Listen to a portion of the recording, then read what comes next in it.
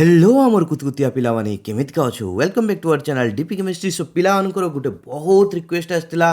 जे सार OJEE entrance बाबद रे किछि कहंतु। तो प्रथम जिनस पिला माने ओजेई एंट्रांस रे तो बहुत प्रकार जिनस अछि किंतु आम पई कोउटा नेसेसरी स्पेशली एटा हला हमर chemistry channel that mean science channel plus two science पिला को पई मु वीडियो बनाए क्लासेस बनाए तो मु सेमान को विषय रे ही कहया पई जिबी एठी। तो आम पई छुआ मेन जिनस अछि ए देख जो फॉर्म ए बोली लिखा आइछि ठीक अछि पॉइंटर देखाउतो तनकू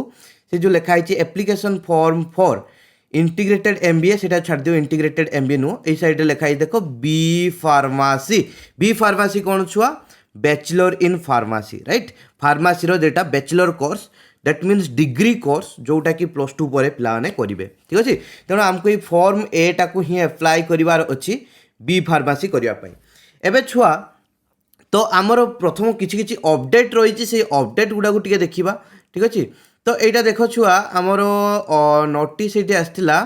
जे तुम एबे तक भी चली 14/5/2021 आसला ये अपडेटा आसला नोटिसटा आसला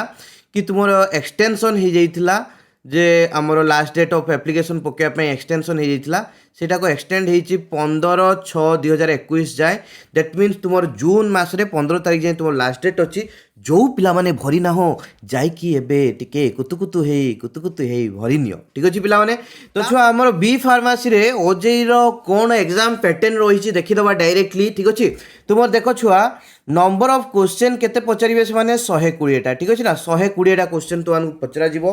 प्रत्येक क्वेश्चन लो मार्क केते ना 4 मार्क जदि ठीक आंसर देलो 4 मार्क पाइबो जदि भूल आंसर देलो -1 कर दिया हबो आउ जदि बिल्कुल आंसर न देथिबो से क्वेश्चन टा ताहले you will be rewarded with 0 marks right. आउ जो छुआ 120टा क्वेश्चन पड़िबो फिजिक्स माने पड़िबो 40टा क्वेश्चन आउ तुमर छुआ केमिस्ट्री पड़िबो 40टा क्वेश्चन ए दिटा हला कंपलसरी सब्जेक्ट ठीक अछि ना। आउ छुआ तुम्हें चूज करि पारिबो आइदर मैथमेटिक्स नहले बायोलॉजी भितरु जेकोसी गोटे को चूज करि पारिबो सेथरु 40टा क्वेश्चन पड़िबो सेमतिका 40 40 40 करिकी 120टा क्वेश्चन। तेणु 120टा क्वेश्चन प्रत्येक क्वेश्चन रो वैल्यूएशन जदि 4 मार्क तेणु टोटल 480 मार्क रो तुम मानकर क्वेश्चन पड़िबो से अनुसार तुम कट ऑफ जीवो पिला माने कट ऑफ खोजिया पई चेष्टा करूची किंतु कट ऑफ प्राय तो भारी कष्ट होची खोजियापाई कहीं ऑफिशियल वेबसाइट किसी ना फिर भी मुझे तुमको कट ऑफ वगैरह विषय में कहबी मोर बहुत सारा जो सांग मैंने अच्छा ओजेई पिला काउंसिल वगैरह करुँच ठीक अच्छे ना। तो बहुत कॉलेज में मोर फ्रेंड्स अच्छा पचारूली से कहते यार किसी परफेक्ट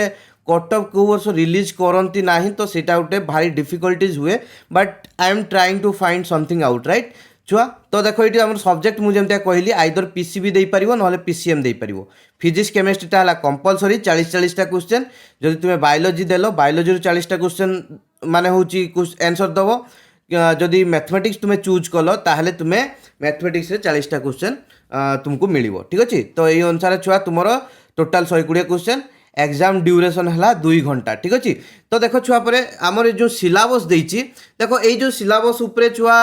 मेन जिनस मो कह कथा यार सिलेबस वेबसाइट रे मेंशन ना दैट मीन्स छुआ से कहवा कथा प्लस टू रे तुम्हें जहाँ भी पढ़ीच सेटा है तुम सिलेबस ठीक अच्छे। तेणु एठी जो छुआ सिलेबस लेखा हेची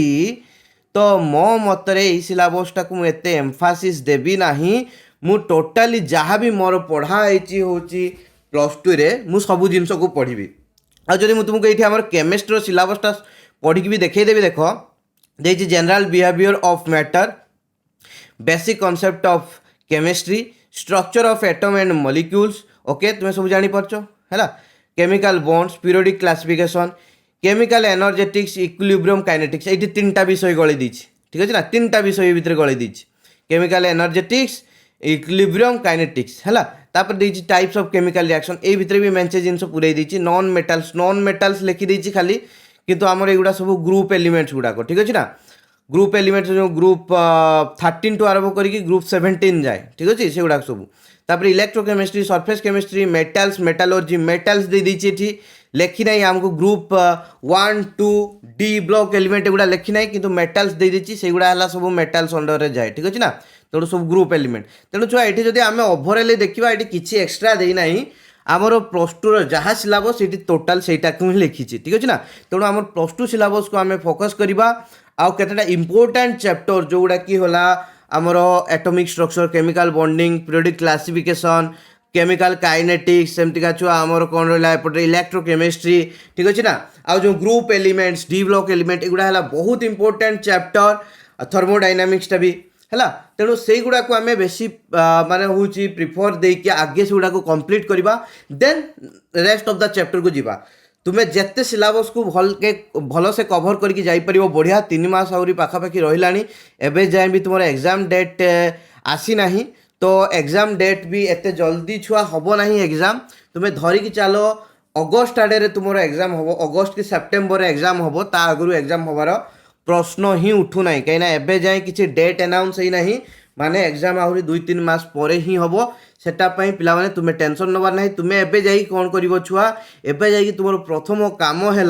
तुम्हें एप्लिकेशन फॉर्म टाक भर ठीक अच्छे देख पिलाने आमको सबू सिचुएसन प्रिपेयर रहीबार अच्छी तो तुम्हें अगस्ट मसरे एग्जाम हम बोली सेमितिका भाविकी प्रिपेरेसन कर ठीक अच्छे ना कहीं तुम्हें एमतिका सेप्टेम्बर अक्टोबर हम बोली भाविकी प्रिपेरेसन कर से रंग हो आम अगस्ट हम बोली भाविकी प्रिपेरेसन करवा कहीं से अनुसार कले कहीं एबे तक जेहेतु किसी आम सिचुएसन टाक जानीपारूना कोरोनार सिचुएसन भी जानी ना तो एग्जाम अगस्ट भी हो जाए कोरोना सिचुएसन जदि जुलाई आड़ को सुधरी गला किंबा जदि सुधरी नथिबो ताले एग्जाम सेप्टेम्बर आड़े भी हो पारे ठीक अच्छे किंतु आम अगस्ट प्रिपेरेसन रहा अगस्ट रे आम ट्राए करवा सब कोर्स को कंप्लीट करने तो यही थिला पिला माने आज टिके अपडेट आउ जो पिला माने टिके कंफ्यूज थिबे कि सर बी फार्मासी पढ़ले बेनिफिट कौन हुए से टाइप रो पिला को मो कहया कथा तुम्हें जब चाहूच जे सर आमको कहतु बी फार्मा पढ़ले आमर बेनिफिट कौन रहिबो कैरियर ऑप्शन कौन कौन रही चाहूच से उपरे तो से उपरे भी गोटे वीडियो मु नहीं कि आसबि सुनिश्चित भाव में एबे तुम डाउट क्लियर हो जाइथिबो आम प्लस टू पिलान जोटा बेसी इंपोर्टेंट प्लस टू साइंस पिलान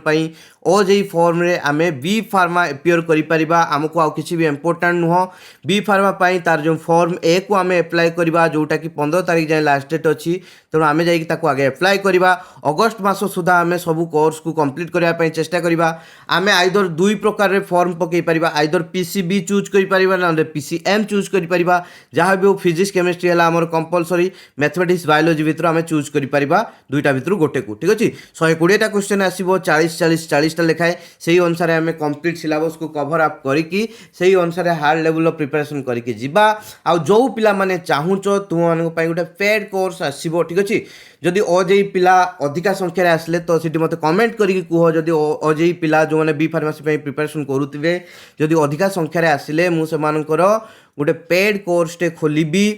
तो से चाहिए जॉइन करें कोर्स भी अत्यंत कम पैसा रखा ठीक अच्छे जमतीका सबू पिला आसिक जॉइन करें तो सीठी आम इम्पोर्टाट चैप्टर गुड़ा को कभर अप करवा एंट्रांस लेवल बहुत सारा तुमको टेस्ट सीरीज मु करेबी ठीक अच्छे ना प्रत्येक चैप्टर मेंचे मेंचे क्वेश्चन तुमको प्रैक्टिस करेबी छुआ पूरी आम